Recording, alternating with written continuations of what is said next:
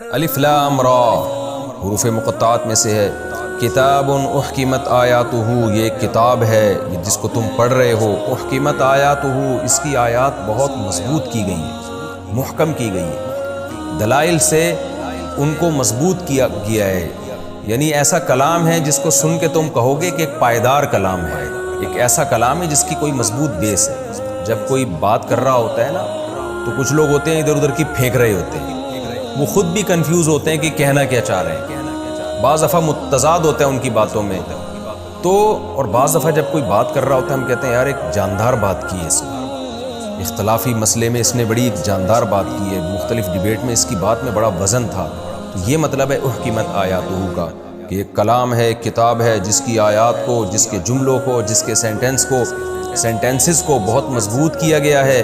ثم فصلت، اور پھر صرف مضبوط نہیں کیا گیا، اس کو تفصیل سے بیان کیا گیا ہے، یعنی کھول کھول کے آیتوں کو بیان کیا گیا ہے۔ عام طور پہ جو مضبوط کلام ہوتا ہے وہ انتہائی مختصر اور مشکل کلام ہوتا ہے، اس کی شروحات دیکھنی پڑتی ہیں، لکھنی پڑتی ہیں، اس میں ڈیٹیل نہیں ہوتی، وہ عام طبقہ جو ہے نا ان کو اپیل نہیں کر رہا ہوتا، وہ بہت ہی پڑھے لکھے قسم کے لوگ اس کو سمجھتے ہیں۔ لیکن قرآن میں ایسا نہیں ہے، قرآن کہہ رہا ہے ثم فصلت، پھر اس میں ایک بات یہ بھی ہے کہ اس کی آیتوں کو کھول کھول کے بیان کیا گیا ہے، ورنہ انسان جب کسی بات کو تفصیل سے بیان کرتا ہے نا تو پھر وہ لڑکھڑا جاتا ہے اس میں، کہتے ہیں نا ٹو دا پوائنٹ بات اور مختصر بات جاندار ہوتی ہے، وہ اسی وجہ سے ہوتی ہے کہ آپ جب بات کی ڈیٹیل میں جاتے ہو تو گڑبڑ کر جاتے ہو عام طور پہ۔ لیکن قرآن کی یہ بلاغت ہے، مضبوط کلام ہے لیکن وہ مغلق نہیں ہے، ایسا نہیں ہے کہ سمجھ میں ہی نہ آ رہا ہو، بہت آسان کر دیا اللہ نے اس کلام کو۔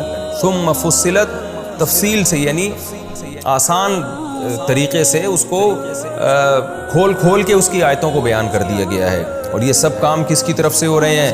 انسانوں کی طرف سے نہیں ہو رہی ہے، بلکہ من لدن، یہ کلام اس ذات کی طرف سے ہے، حکیم، جو بہت حکمت والی ذات، خبیر، اور ہر چیز سے باخبر ہے۔ تو خود سوچیں، ہم جو تجزیہ نگاروں کو دیکھتے ہیں نا، جو باخبر ہوتے ہیں ان کا کلام مضبوط ہوتا ہے، اور اگر حکمت بھی ہو کہ کیا بات کرنے کی ہے کیا بات کرنے کی نہیں ہے تو کلام میں کیسی جان پیدا ہو جائے گی۔ تو یہ قرآن اس ذات کا کلام ہے، اس اللہ کا کلام ہے جو حکمت والی ذات ہے اور ہر چیز سے باخبر ہے، لہذا اس کے کلام میں غلطی نہیں ہو سکتی۔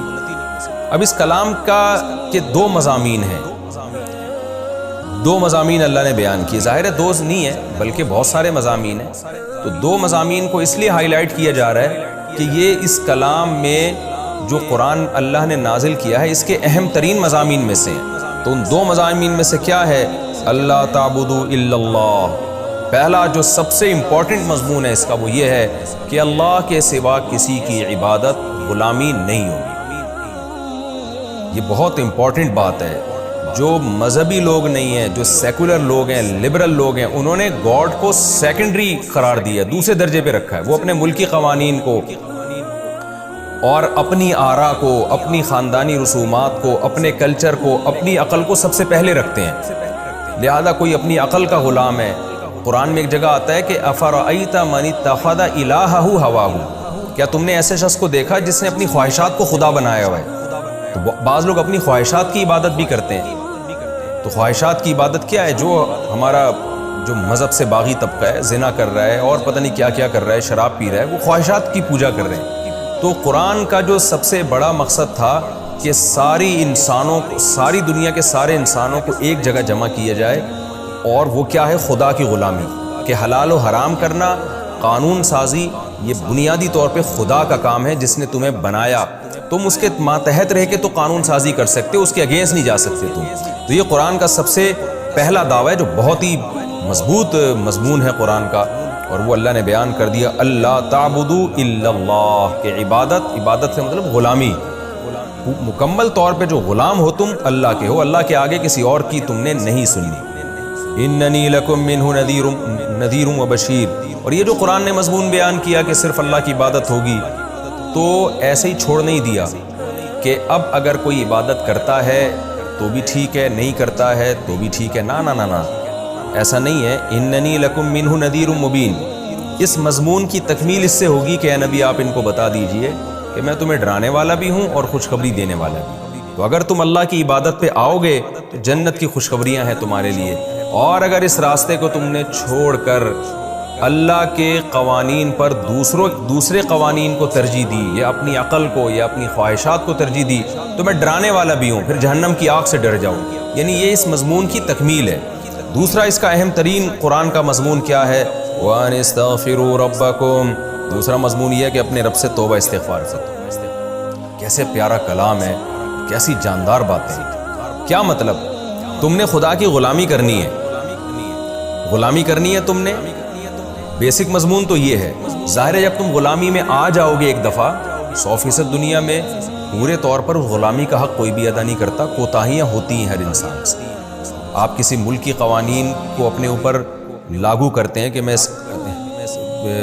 اس ملک کے قوانین کا احترام کروں گا، پھر بھی کہیں غلطی سے قانون ٹوٹ جاتا ہے آپ سے، تو اسی طرح اللہ کے ساتھ بھی ہو سکتا ہے۔ تو اس لیے اللہ نے کہا کہ اگر کبھی اس کی مخالفت ہو ان استغفروا ربکم، تو اپنے رب سے توبہ اور استغفار کرو۔ اور خاص طور پر جن لوگوں سے شرک ہو چکا ہے، قرآن دنیا میں آنے کے بعد وہ شرک سے توبہ کریں۔ ثم توبوا الیہ، پھر غلطی سے توبہ کرنے کے بعد توبوا الیہ، اسی اللہ کی طرف متوجہ رہو۔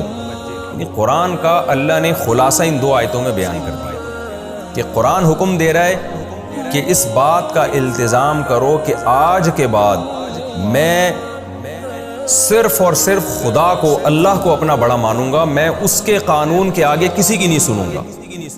جب تک آپ یہ التزام نہیں کر لیتے اور اسی راستے کو برحق نہیں سمجھتے، اس وقت تک آپ اسلام کے دائرے میں داخل نہیں ہوتے۔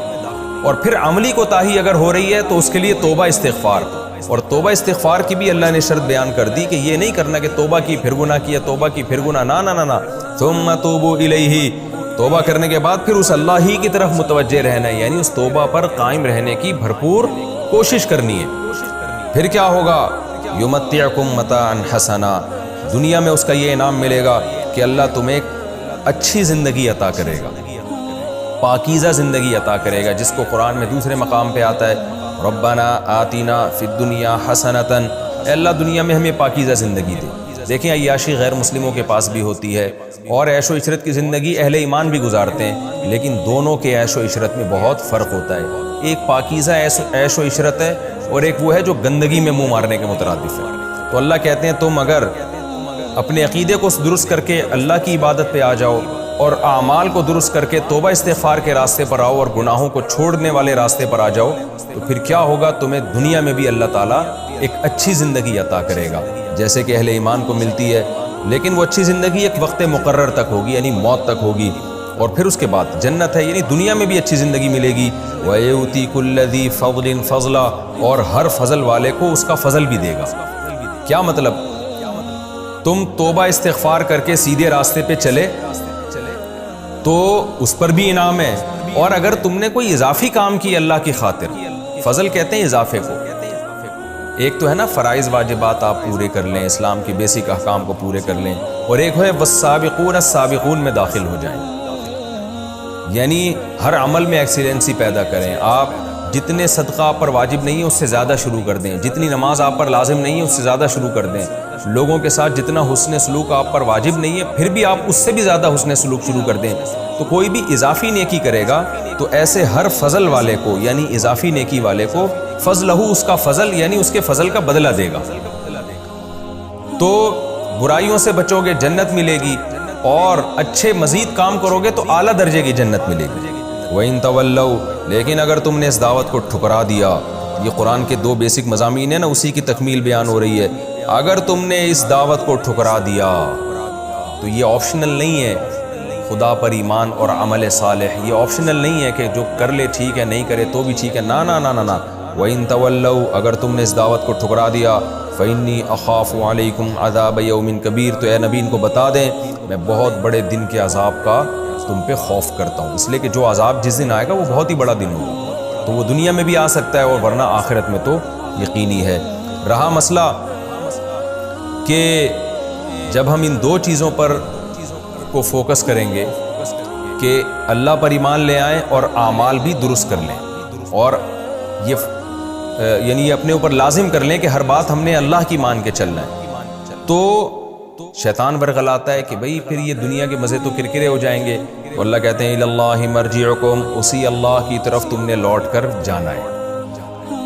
آپ اس کو قرآن کا تیسرا مضمون بھی سمجھ سکتے ہیں اور پہلے دو مضمون کی تکمیل بھی سمجھ سکتے ہیں کہ اللہ ہی کی طرف تم نے لوٹ کر جانا ہے۔ یعنی یہ بھی ایک قرآن کا ایک اہم ترین مضمون ہے کہ یہ دنیا ختم ہو کے فنا نہیں ہو جاتی، بلکہ تم نے جانا اس اللہ کی طرف ہے۔ وَهُوَ عَلَى كُلِّ شَيْءٍ قَدِيرٌ، اور وہ ہر چیز پر قدرت رکھتا ہے۔ کیا مطلب؟